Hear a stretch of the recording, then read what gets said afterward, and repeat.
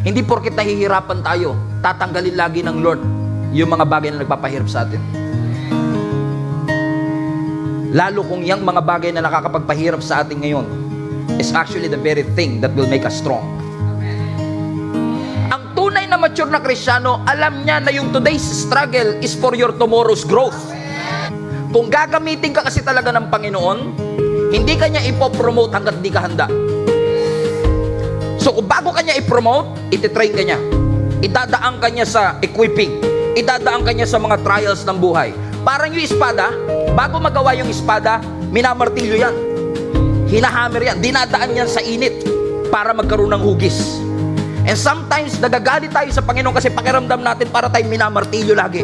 Sunod-sunod ang mga pagsubok. Parang pakiramdam natin, Lord, ano ba gusto mo mangyari sa akin? Bakit parang padurog na ako ng padurog?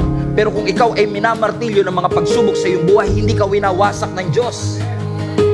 He's not destroying you, He is shaping you. What if?